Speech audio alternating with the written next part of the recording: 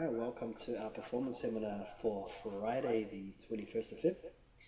This is our 6:30 session, and we have Mr. Varun here. So Varun, when you're ready, why don't you introduce yourself and the piece that you're playing? All right, I'm playing. My name is Varun, and I'm playing Allegretto by Carlos Zerni.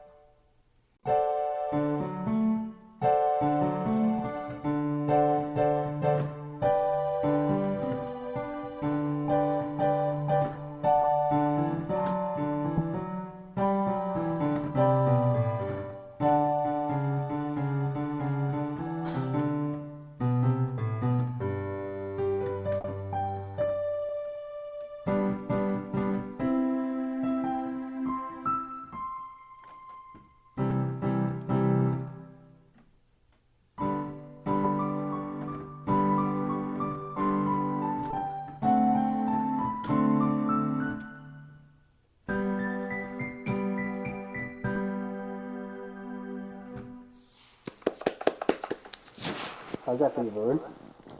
Good. Oh, by the way, can you just turn off original sound because I'm hearing an echo of my voice? Uh,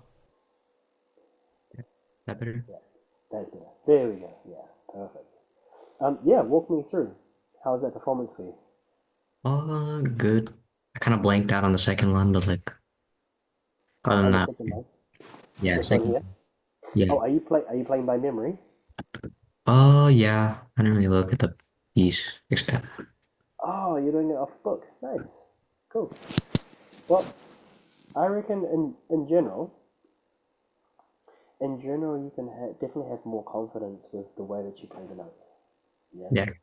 At the moment, it feels like you're sliding on the notes, as opposed to really laying your hand down on the key and being really certain this is the chord. Ya da dum dum dum ba ba ba. Yeah. So the way that I'd practice this piece is take one line at a time, play it slower, but be 200% certain of the notes in the rhythm. Yeah. Because it's still, right? It still sounds quite hesitant. And because of that, the rhythms don't sound solid enough, right? So Mm-hmm. if you were to play, I mean, just try this. Why don't you just play the opening, but play it with more sense of certainty and ownership. Yum da dee dun dun dun. No hesitation.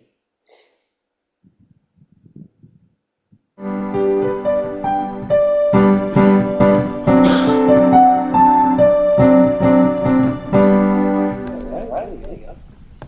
So now all you need to do is just play it a little quieter, and you've got it. Right? So Yeah. then you want to do the same thing with these runs. Practice them in groups of four. Right? Pause, double check where you need to go to because you realize that the thumb goes on the G, and then there's a crossover of the three, right?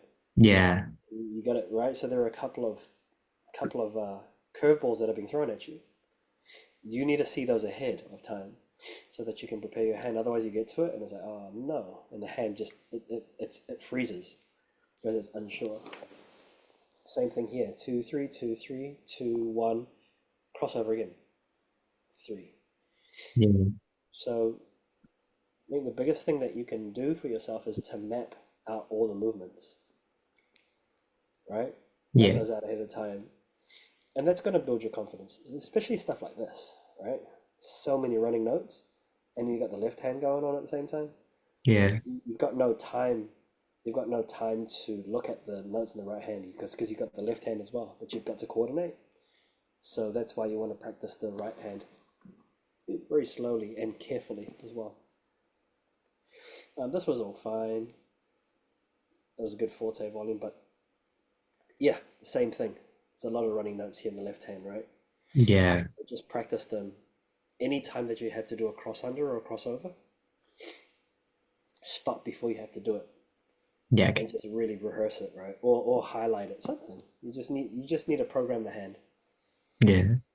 Otherwise, other than that, I reckon you should come back in a week's time. What do you reckon? Just spend a Yeah. week just clean it up. Yeah. Just really secure every single movement. Mhm. Excuse me, and then come back and do your comeback tour. All right? Does that make Yeah. sense? Yeah. Good. Is this your first time playing it? Yeah. It's great. Yeah, it's a good start. Yeah, but let's just have more security in the touch and in the rhythm by knowing where you have to be. Okay.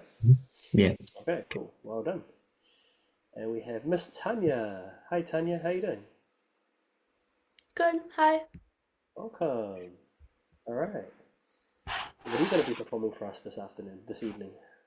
Dragonfly. All right. Do you want to go ahead? Do you have a camera? Did you It's come not in? working. Okay. So you can go ahead and introduce yourself and the piece that you're playing and the composer. I'm playing Dragonfly, and it's by William Gillock.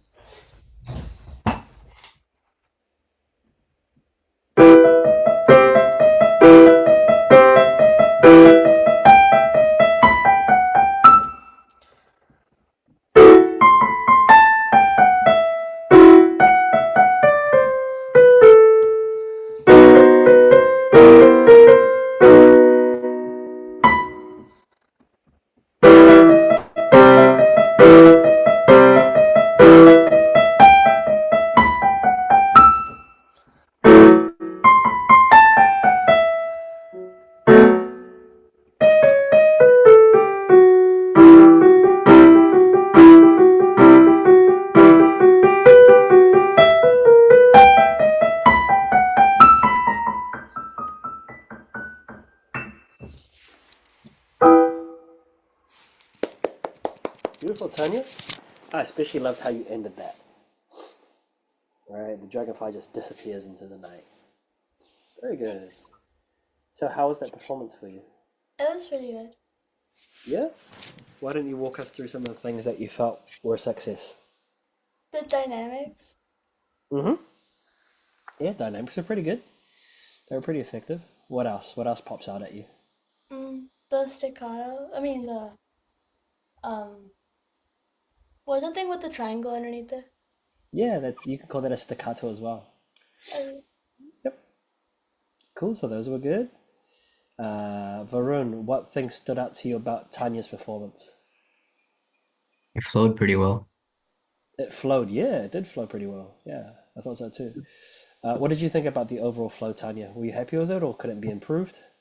I was What's your happy, but thoughts? the notes were not steady. The notes were steady or not steady? Not Uh-huh. So what would you do to improve them for next time to be more steady? go slower and Mm-hmm. metronome. Yeah, you go slower, you go with the metronome, and it's the same thing that I was telling Varun, right? Your hand needs to know where it has to be in advance. So when you're playing stuff like this, ya-da-da-dum, the crossover of the three over the thumb, you need to plan that ahead of time Uh, so that the three is ready to go, right? And yeah. then you also have to know where the next note is going to be. Because there were some times where you'd go, da, da, da, da, da, da, you play the chord, and then there was a slight delay before the right hand came in, right? And so to solve that, you just need to make sure that you know where to go. The eye can see the note that it's targeting, the finger is ready to go, so you can just bang, land on it ahead of time. Yeah? Okay. I thought these are really great. Ya da da da dun da da da. But the same thing, if you work with a metronome and go eighth notes, so you got a beat for every second 60th note, right? Da da da da da da da da. And just really lock into it. It should help you line up the notes more evenly. So yeah, I think it's a matter of it's what you've already said. Practice this slower. Definitely use the metronome. and make sure that you plan all your moves ahead of time so that nothing jumps out at you and seems foreign. Okay? Okay. Yeah, does that all make sense? Yeah. Yeah. And I reckon if you follow those steps, it should help you increase the tempo of the piece as well. Because is this your final tempo? Or are you aiming to play it quicker? I think quicker. Okay, yeah. So try these steps. I reckon it'll really help out, okay? Okay. Last thing, when you play these here, observe how your hand is moving, if it's moving at all. Because if you rotate it from left to right, you can play it smoother and it's also going to be faster, Okay. right? As opposed to just keeping the hand still. Try and do a little bit more of the rotation like you're unlocking a door. All right, excellent. Well, that brings us to the end, guys. Thank you so much. Do watch this video back because it'll give you a lot of helpful information as to how you play and things that you can tweak for the next performance. That's it. Have a great week and we'll see you guys next week. Thanks, Varun. Thank you, Tanya.